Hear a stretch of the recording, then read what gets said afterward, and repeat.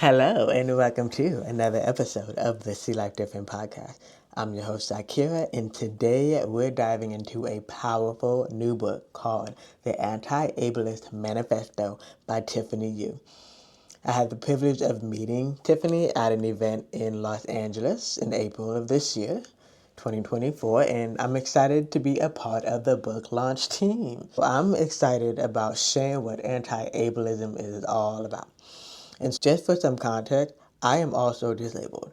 I also identify with the terminology non-apparent disability, being a childhood eye cancer survivor that also experienced a hearing loss, that also experiences PCOS or polycystic ovarian syndrome.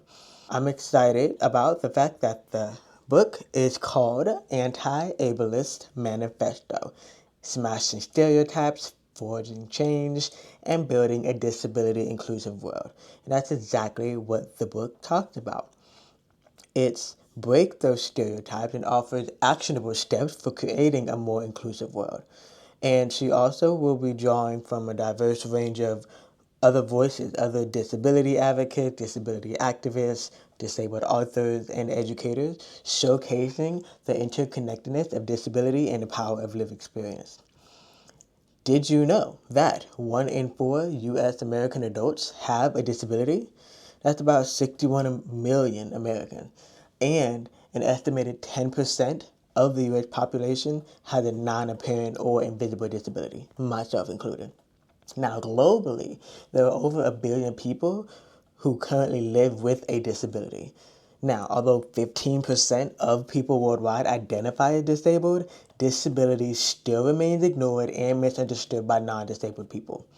Now, October is National Disability Employment Awareness Month, or sometimes abbreviated, if you tend to Google it, it would look like Dream with an M. So N as in Nancy, D as in dog, R as in Robert, E as in elephant, A as in apple, M as in Mary. NDEAM. Now, in this episode, I'll be talking to Tiffany, but I will also be encouraging you to take the steps necessary toward combating ableism and supporting disability inclusion. So who is Tiffany? Her official bio is that Tiffany Yu, is the founder of Diversability, an online community. She is the creator of the viral Anti-Ableism TikTok series. She is a TEDx speaker, and her TED Talk, How to Help Employees with Disabilities Thrive, has reached over 1 million views and counting. She is also the co-founder of the Awesome Foundation, the disability chapter. She served on the planning committee of the LA 28 Olympic and Paralympic Games, and she was the co-chair of the World Economic Forum Sustainable Development Impact Summit. She has this history of being an amazing content creator and advocate. And with her financial industry, she was previously working at Goldman Sachs, Bloomberg, and Revolt TV. Now she really has been living her legacy when it comes to making sure that we are in a inclusive world. The book itself, why should you read the book? One, the book is for you because it is a guide for navigating the world with more love, more care, more compassion. The 3 values I definitely hold dear in my life and on this podcast. And it's also because it's organized from the personal perspective when she shares her story to the professional perspective from when she was employed and the domestic and political perspective. So there's this phrase that you'll see in the book called me to we to us. And so the Anti-Ableist Manifesto offers you tools for you to become an active anti-ableist, which includes ways to support disabled people, identify and prevent microaggression both online and offline, removing the anti-ableist languages from our vocabulary, and how to increase accessibility both public and professional spaces, again, online and offline. And there's a handful of reflective questions for you to really create inclusive events and make sure that you are listening inclusively. I'm excited to really get into it. Now, the Anti-Ableist Manifesto is out as of October 8th. It is a super easy read. Haben Gurma, she's the author of The Deafblind Lawyer Who Conquered Harvard. She left a review and she even said that it's an easy read. And she mentioned the fact that it's essential for understanding disability inclusivity. It's already been awarded the editor's pick on Amazon. It's going to be many more accolades coming. And I'm so excited for you to hear from Tiffany. So let's get into it. Hello, welcome another episode of the See Life Different podcast. I am your host, Zaakirah, and today I'm wearing a black headscarf wrapped like a turban to the crown of my head, and I'm wearing a long sleeve white top with slightly red lipstick. And Tiffany, what are you wearing today? Hi, everyone. You've got Tiffany Yu here. I'm a Taiwanese American woman with below the shoulder length black hair, and I'm wearing a blue top. And right next to me, I have a hard copy version of my book, The Anti-Ableist Manifesto, that has an orange gradient cover. Great. And I'm so glad that we're having this conversation today because we're having this conversation during Disability Employment Awareness Month. This is exactly why you chose the October release to happen during Disability Employment Awareness Month. And I want you to start there, start with your career trajectory and then what really motivated you to go from your successful career trajectory over to really launching Diversability. Yeah, such a good question. And happy National Disability Employment Awareness Month. The theme for this year is better access to jobs for all, which I think we can all get on board with. But as you mentioned, I studied finance and accounting when I was in university. I just loved the way that financial statements flowed together. I know not everyone can share that sentiment, but I started my career in financial services, working at places like Goldman Sachs and Bloomberg, and in corporate finance at Revolt TV. And interestingly enough, it was my experience working at those companies that really inspired a lot of my disability advocacy. So while I was an intern at Goldman, I got introduced to their disability employee resource group or their disability affinity group. And this is a space for employees who have disabilities or employees who touch disability or want to show up better for the disability community to get to come together, share resources, find support, build community. And when I was there, here I was, a summer intern, getting to network with managing directors and partners at this company and really building up my mentors and my network within this company outside of my own direct investment banking group.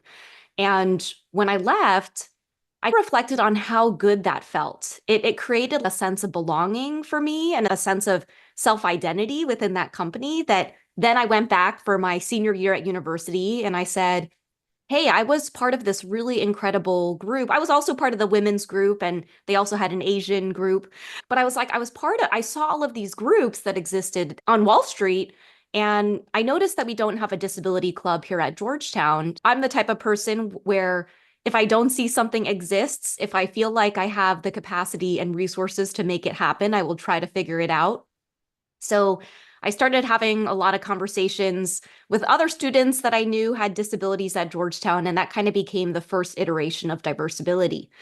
All of that said, then after I graduated from college, I went back to work on Wall Street and had a couple other roles then. But one of the interesting things was that disability followed me through all of those different career points. So when I shifted from Goldman to Bloomberg, I actually helped co-found and pitch the creation of Bloomberg's Disability Employee Resource Group. This was 2013, 2014. So now that group is 10 years old. Can you believe that? And so even now in 2024, I'm still having a lot of conversations with companies who are in maybe the first year or just about to launch their disability employee resource group. So yeah, like you said, it is intentional that this book is coming out during this month. I am so grateful and privileged to have had access to the employment opportunities that I have had. But I also know that is not usual for the disability community. Our unemployment numbers are twice that of our non-disabled peers. I never saw myself becoming a full-time disability advocate. And I do like to share this part. I got fired from a startup job in 2017. And I want to share that because we're not good at everything, right? So I know I name dropped a lot of big companies, but here I was in this sales role at the startup and I I wasn't good. So I got fired. And at that particular point in time, I said, during this transition period until I find my next startup or tech or corporate job, I'm going to work on this diversability community that I'd been building up. And now it's been 7 years and I have a book coming out. Who would have thought? I love that. And I definitely love that you chose your purpose. I think one of the questions I'm gonna ask at the end that I always ask my guests is what is your legacy? And I wanna just acknowledge you right now that you are already walking in your purpose as far as letting it choose you. And so now I wanna go back to when you were 9. Right? We gotta go back to that story of the time of your accident. And from that time period, of becoming an advocate for disability? Was that pivotal moment, or maybe one or two or three pivotal moments that really influenced your path to having disability for 7 years now? Yeah, so if your listeners are new to me, at the age of 9, I was involved in a car accident. My dad was driving. He unfortunately passed away. I acquired a handful of injuries, including permanently paralyzing one of my arms, known as a brachial plexus injury. I broke a couple bones in one of my legs that would leave me as a temporary wheelchair user for about 4 months during my rehabilitation period. And much later, I'd be diagnosed with post-traumatic stress disorder, or PTSD, which is a mental health disability. And I will say for the 10 plus years after that accident, I felt like I was living as a shell of myself. I'm the daughter of Asian immigrants. My dad is from Taiwan. My mom is a refugee from Vietnam War. And one of the things that I feel like, I don't know if it had been imposed on me or I had internalized it, but everything is viewed in the context of the household. You don't want to do anything that might bring shame to your entire family. And my understanding of the car accident was that because something in our family lineage was bad luck, it meant that this car accident happened. So don't share anything about that. Because someone in the immediate family passed away, it means that, so, again, somewhere in the family lineage, there was some bad luck or something that caused this to happen. I have respect and compassion that my parents grew up in a different generation, and I am trying to break some of those intergenerational harmful stereotypes and beliefs, because sometimes an accident is just an accident. There's no reason it happened. But in addition to that, disability was also viewed as very shameful. Something in the lineage was bad that made it so that now I had a disability. I essentially grew up believing that I should hide my disability. I shouldn't ask for help or support or assistance. I told everyone my dad was away on a trip for a really long time, not so that I wouldn't have to acknowledge that he had passed away. And a lot of people I grew up with didn't know that I was in a car accident. Many assumed that my injury was from birth, and no one asked me about it. So I also didn't have an opportunity to correct the story, nor at the time did I feel like I wanted to, right? Here I am, a kid going through something, and I want to delineate a difference between, I would describe the car accident as tragic. I would not describe my existence as a disabled person as tragic. And for a kid to go through something like that tragic and not have an outlet, I think I just grew up believing that my story didn't matter, that no one cared. And essentially, I was having a hard time trying to keep track of all of the lies. And I wish I could tell you that it was some turning point or some pivotal moment, but I do feel like all of these different experiences of, like, interning at Goldman and getting introduced to a bunch of other disabled employees at this company. Also being able to see that the CEO and president at the time both had disabilities that they weren't shy about. They weren't full-on disability advocates because I guess they were busy running a company. But I don't know. I, essentially, I look back and I think two themes come up, and one theme is around solidarity. The Anti-Ableist Manifesto, Smashing Stereotypes, Forwarding Change, and Building a Disability Inclusive World by Tiffany Yu. It presents frameworks for conversation, breaks down the language of ableism, and proposes actionable steps that lead to real allyship. It includes contributions from disability advocates, activists, authors, entrepreneurs, and more, highlighting the importance of intersectionality. Tiffany Yu, the founder of Diversability, celebrates the power of stories and lived experiences to center the vast range of disabled identities that have far too often been othered or rendered invisible. Organized from the personal to professional to domestic to political, me, we, to us. The Anti-Ableist Manifesto offers tools to become an active anti-ableist, including ways to support disabled people, identifying and preventing microaggressions, removing ableist language from the vocabulary, increasing accessibility in public and professional spaces, as well as how to create truly inclusive events. It's an easy read, highlighting an essential for understanding disability inclusivity. It has been awarded editor's pick on Amazon. You can now order your copy on Amazon and wherever you get your books now. As I mentioned in my intro, I'm a Taiwanese American woman. I actually didn't identify as Taiwanese or Asian until I was 18. I think I also want to highlight that in addition to there being shame around a disability identity, as an Asian person in America, I think I had also internalized a lot of, I don't know, I guess I would say this like white supremacy rhetoric that I should hide my race and try to anchor myself to not bringing attention to that. And Michelle Kim, who does a lot of work around racial equity, has said that for many of us who are Asian in America, we saw our pathway to success as assimilation. Our pathway to success was blending in with the wallpaper and not drawing attention to ourselves. And I know that was a long-winded way to talk about solidarity, but when I was a freshman, again, here I was 18 years old, I met another Taiwanese student and I made a joke to her that we should start a Taiwanese club. And she actually took that thing that I said as a joke. And as a freshman at university, I'm finding whatever points of commonality I have to make friends. And we became the co-founders of the Taiwanese American Club. And what's interesting is it took a while for me to see myself as a disability advocate, but what I knew how to do was I knew how to start a club. So from 18 years old until 21, I was really actively involved in this Taiwanese American Club, building it up. It's still around. And fast forward to my senior year, I'm now coming back. I got introduced to this disability group at Goldman, and I said, I started the Taiwanese group at Georgetown. Could I also start a disability group here at Georgetown too? So really, it started with Tiffany as a community builder. And it said I was able to create a sense of pride and empowerment and learn more about my culture as a Taiwanese American person.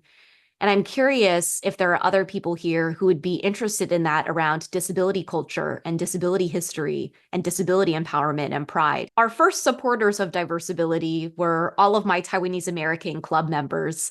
They helped design Diversability's logo. They showed up to our events. And I have so much gratitude for them because slowly but surely, what I saw ended up happening was because other people saw people coming to my disability events, people who then had non-apparent disabilities, which we now know about 70 to 80% of disabilities are, now felt a little bit more comfortable to show up. But we tried to make them fun too. We did like a painting event where we said, paint what disability means to you, and we partnered with a local coffee shop to hang them up.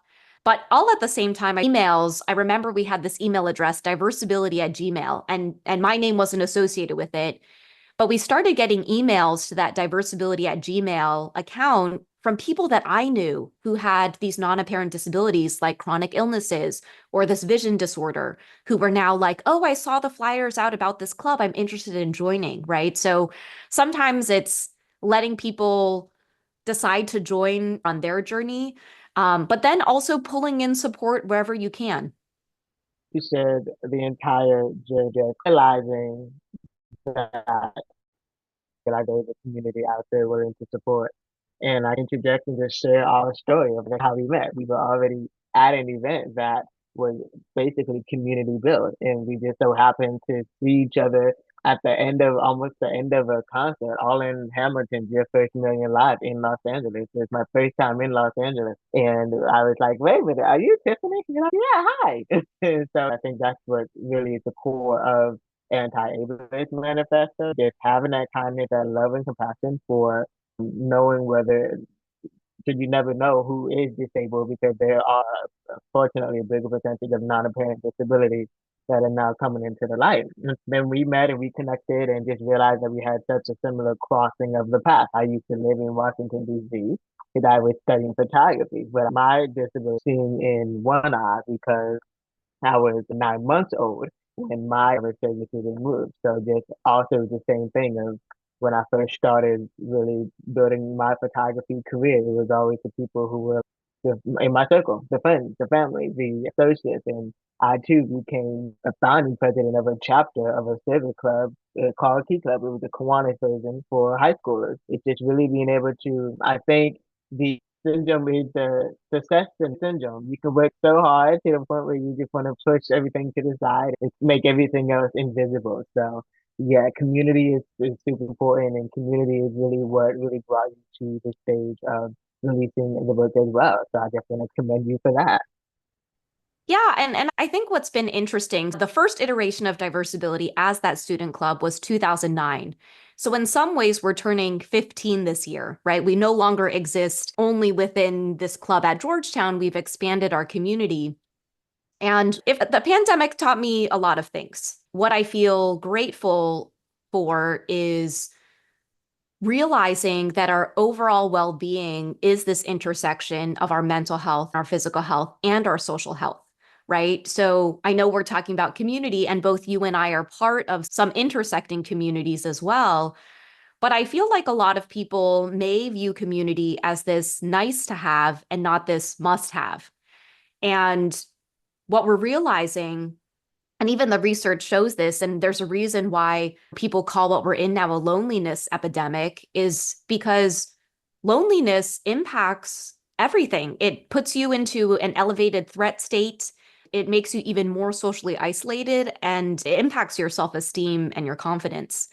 And one thing I do tell people is, even if Diversability is not the community you join, I do hope that you have access to social connection and healthy relationships and community no matter where you are, right? So yeah, I have a lot of gratitude for your first million live, for you finding me and connecting out there. And even for your listeners, like we hopped into a Zoom call and you said, I will be a part of your book launch team. And I remember telling you, I said, I'm not going to have a book launch team because I am just so overwhelmed. But after sitting on it and reflecting, I was like, if I do launch a book launch team, I know I will have at least one person on it, which is you. And sometimes that's enough, right? And I think about that with community too. Sometimes it just starts with one person. I think a lot of people go out and they look for the vanity metrics of like 1 million people or 100,000.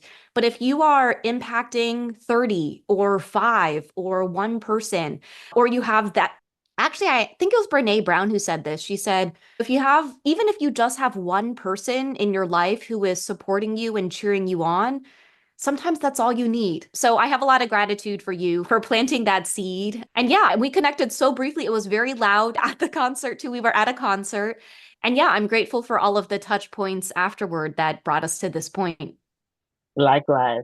And so now I want to go over to, we're almost done with this part of the conversation. And so now I want to go over to just, now that we even both of us have been from the entrepreneur side organizations and in the workforce. And so what are three actionable steps both individuals who are ableist in an organization can ableism and foster a more authentic representation of people with disabilities, both in the work and in media?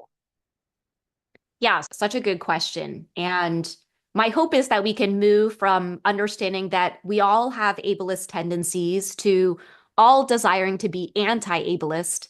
And so 3 things I would share. Number one is it is National Disability Employment Awareness Month. If you go onto the Department of Labor website, they actually have all of these different action items you can submit to have your city or your town proclaim October as Disability Employment Awareness Month. But yeah, let me give you 3 tips outside of that. So number 1 is I really love the phrase, do you have what you need to fully participate? This is mentioned a few times in the book, but what I love about this question is it helps us build what I aspire to have more of, which I call accessibility first cultures. So just asking people, no matter where you are, like if you're hosting an event or maybe you have a work meeting, including somewhere in there, hey, we're going to host this on Zoom. It will be recorded and have a meeting summary afterward. Outside of that, let us know if there's anything else you need to participate. And that also ties into if you do have a work meeting, just doing like a quick access check-in at the beginning. And the response to that can be, hey, my access needs are being met. I was just on a meeting the other day where we did do an access check-in and I said, hey, I might have my camera off because I'm eating lunch for parts of this because we're all in different time zones. So first question or first script is, do you have what you need to fully participate? The second thing I'll share is another script, which is let me know if you need anything. And as disabled people, especially people who have more apparent disabilities, we are offered help more than we would like. Sometimes it becomes a little bit of a microaggression or a macroaggression, depending on how many times people are trying to help you. But what I like about this statement, let me know if you need anything, is it doesn't force anyone to engage with you. Essentially, you're saying, I'm here if you need support, but you're not forcing that person to say, hey, I'm going to help you. Or do you need help? Because maybe for that person, they've been asked if they need help all the time. At the same time, if someone declines your offer for help, do not interject yourself into that scenario. My hand is paralyzed. It looks different. The way I do things will very likely look different from how you do them, even down to the way I open packages looks different. I open them on the floor. And so just because we're doing them different doesn't mean that we're struggling. It just means that we've adapted to learn how to do those things in a different way. And then number 3, I did post about this on LinkedIn today, I guess tying back to National Disability Employment Awareness Month, is what are ways that you can support a disabled person's livelihood? So many ways to think about this. If you are a hiring manager or someone who's in a position to hire, can you hire a disabled social media person for that? Even for my book, or it could be, hey, I'm going to go support a disabled author by buying their book. Or, hey, I'm going to support this disabled person's podcast. Maybe you have ads running through, or you get paid based on number of plays. Sometimes there are some of these bonus programs with some content platforms. Even for the book, we hired a disabled designer and a disabled editor to help with certain parts of the book. And we're hosting our first launch event at a disability-owned bookstore, right? So this is even for me as someone who has a super teeny tiny team. Everyone on our team is disabled, but for the book, that's different. So even for the book, I'm thinking, what are ways that I can support disability-owned businesses in all different parts of the supply chain? So I actually have a spreadsheet, and you can go online and find lists where I've put so in addition to hosting the event at the disability-owned bookstore, if we get corporate orders coming in or a request for a bulk order, we're placing those through those disability-owned bookstores too. And I don't know, I'm just getting a lot of joy because they love getting that call from us being like, okay, we have an order for 200 books.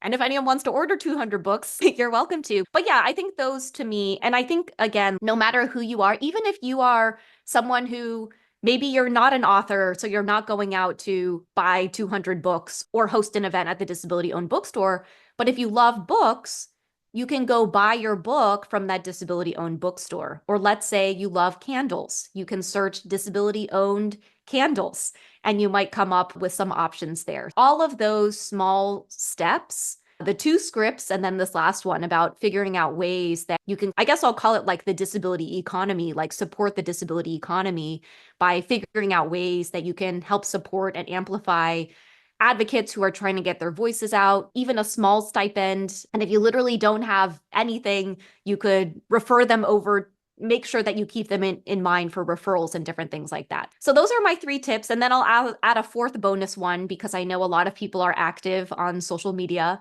but I encourage people to ask themselves, and I know this is like a simplified way of doing it, but if you are putting out content, just asking yourself, hey, if someone is not able to see, are they still able to fully participate? I guess back to step number one. If they're not able to hear, are they still able to engage with your content? And using those as anchor points to how you think about accessibility. So making sure that if you're creating text graphics, like the contrast is high enough.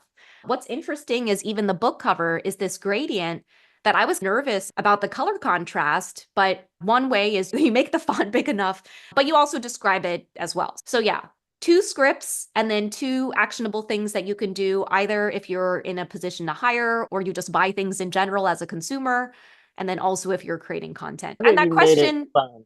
Zaakirah, that Yeah, question is hard because I wrote a yeah, 250-page book about all the right. ways that we can show better for the And the disability podcast, community. this is just excerpt, right? But this is what would really just allow people to dive into, whether listen to it, read it, cliff notes if you need it, but whatever actions you do take, it is easy to do. It can be fun to do, and it's possible to make it an inclusive world. Yeah, thank you for sharing those tips, and especially from my end, one is to me aside from seeing in one eye, I can see, but also I wear hearing aids as a result of the radiation treatment from the cancer, but lately I've been experimenting what it feels like to not wear them.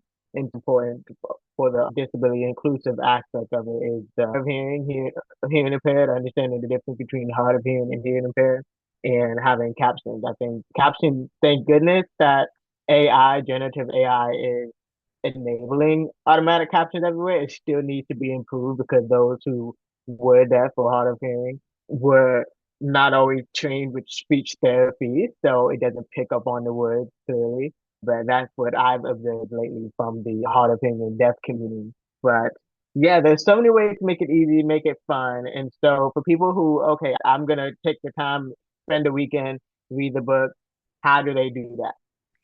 So the best place to go is tiffanyyu.com/book. And while you're there, you will see I'm doing a handful of events throughout the month of October. Where are you based in DC now? No, I am going to be traveling soon. I am in the East Coast. I have people in DC, people in Atlanta, people in Florida. Okay. We have a couple of stops. Right now we have LA, Philadelphia, and DC confirmed. I was just asking about DC because we are coming to DC. But you'll see all the links to buy the book at your favorite retailer there. Actually, you're inspiring me to maybe make that list of disability-owned bookstores public. So I think I'll add that onto the page too if you want to specifically buy your book from a disability-owned bookstore. And then depending on when this comes out, there are a couple of pre-order bonuses available as well. There's an exclusive companion workbook, but that's the best place. And then you'll also find all of my social media links there as well if you want to follow me and continue the conversation. Great. And so now I want to end or wrap up the conversation with two of my favorite questions. You probably did touch on them, but in a way, it'll be reiteration for those who missed it in the first time. But go ahead and tell a little bit more about where you want to travel. You are about to embark on a traveling journey just to get the book out there, but where are you looking forward to traveling to the most? I currently don't have any trips scheduled there, but I would love to go to Australia. While I was living in San Francisco, I got to meet just a lot of Australians. They were saying that the weather's similar. And then I think the seasons are flipped as well. So no plans to travel there. But I will say I've been to 51 countries. And my 2 favorite countries that I have visited so far are Iceland and Jordan, and keeping Jordan in my heart. There's a lot going on, but the country was just so beautiful, both of them in different ways. Nice. And then you also did briefly touch on it, but in one sentence, what would you want your legacy to be? Ooh, I want my legacy to be that I left the world a little bit better for disabled people. Say it again for the people in the back. That's the one sentence version. Yeah, I want my legacy to be that I left the world a little bit better for disabled people. Can I put a little asterisk on that? Yeah. I dedicated the book to 9-year-old Tiffany and my dad, who passed away in the accident. And I've been thinking about my dad's legacy, and he just lived so unapologetically, and he loved the outdoors. And I think he imparted both of those things onto me. And I guess my asterisk legacy is that I'm able to carry his memory forward too. Absolutely. You're definitely carrying his legacy, and your legacy is definitely being lived out loud. And I'm honored to have and be a part of it. So thank you for being a guest on the See Life Different podcast. Thanks for having me.